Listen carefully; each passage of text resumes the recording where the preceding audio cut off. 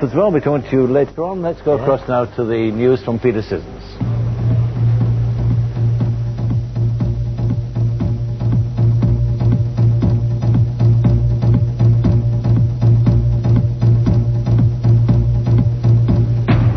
Boris Yeltsin stands down as president of Russia.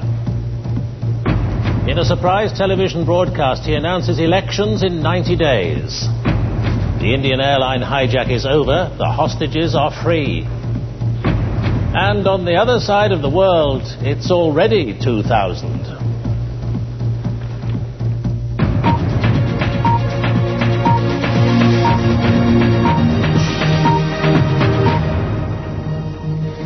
Good afternoon. President Yeltsin has surprised Russia and much of the world by announcing his immediate resignation, effective on this, the last day of the century. Elections will be held within 90 days to find a successor. The favourite, who is strongly supported by President Yeltsin, will be the Prime Minister Vladimir Putin, who has become acting head of state. Boris Yeltsin wasted no time in acting on his dramatic declaration. No sooner had he appeared on television to announce his resignation than his motorcade was sweeping out of the Kremlin en route for his country residence. Россия должна войти в новое тысячелетие. Russia must enter the new millennium with new politicians, intelligent, strong and energetic people, were Boris Yeltsin's last words as president to his fellow countrymen. And already Russia is in the hands of his heir apparent, Prime Minister and now acting President Vladimir Putin. An ex-KGB man plucked from obscurity to run the government this autumn, he's won popularity for his tough line on the war in Chechnya. So long as the Chechen war goes well, he'll stay front-runner for presidential elections now expected in March. There's little doubt this handover was planned meticulously, but today marks the end of an era. For 8 years, Boris Yeltsin ruled Russia, an impetuous figure ever since he climbed on top of a tank during the attempted coup in Moscow. As his health deteriorated and support for his attempts at reform faltered, his behaviour became even more erratic.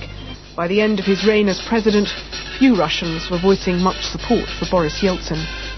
But for the West, he remained the Kremlin leader who rid Russia of communism. As news of his resignation spread around the world, the tributes have begun to the leader who steered Russia on its difficult journey from communism to democracy. Bridget Kendall, BBC News. And for the latest developments, we go to Rob Parsons in Moscow. Rob, a last bit of showmanship from Yeltsin resigning on the last day of the century.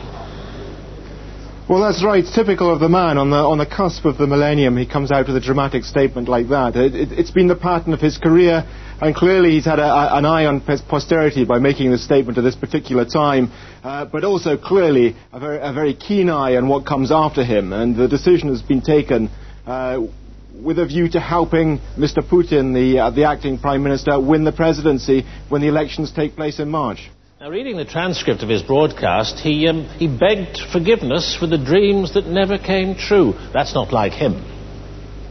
Well, in a way it is, actually. Whenever he's made these sort of end-of-year statements in the past, he's always been slightly apologetic about his failings to achieve everything that he had promised. So it's not completely out of character. Certainly it's not the rumbustious sort of Yeltsin that most of us have come to know, but not completely out of character either. It's the sort of thing one might have expected as he left office. Rob Parsons in Moscow, thank you. The week-long hijacking of an Indian Airlines plane in Afghanistan is over. India has handed over 3 Islamic prisoners. The hijackers have left Kandahar airport, and the Indian government says all the hostages have been released. Things remained tense to the last moment at the scene of the week-long standoff, despite the news of an agreement from Delhi. But gradually, the pieces of the deal were put into place. For the 160 passengers and crew who've been held hostage aboard the Indian Airlines Airbus and shortly after it took off from Kathmandu last Friday, freedom at last. Things moved swiftly after India's Foreign Minister Jaswant Singh announced that he was going to Kandahar. It was soon after this that word came that the militants who were to be traded for the hostages were being brought to the Indian capital from their jails and that they would be on board the minister's flight. The concession to the hijackers that the government had never admitted was in the offing, but far short of the 36 people the hijackers had demanded should be freed. There will be above all here a sense of relief that the hijack crisis has ended without further bloodshed. A pre-millennium gift as the sun sets for the last time here that certainly couldn't be counted upon. But India will also be debating the price it has had to pay. Mike Aldridge, BBC News, Delhi. And Kate Clark is at the airport in Kandahar. Kate, the hijackers got nothing like what they wanted. What was the breakthrough here? I think they got exactly what they wanted. The main man was the jailed cleric, Maulana Masood Azhar, and he is now a free man, we believe. I think the talk of 36 militants was just the hijackers bargaining high, and I think they've managed to wrest very severe political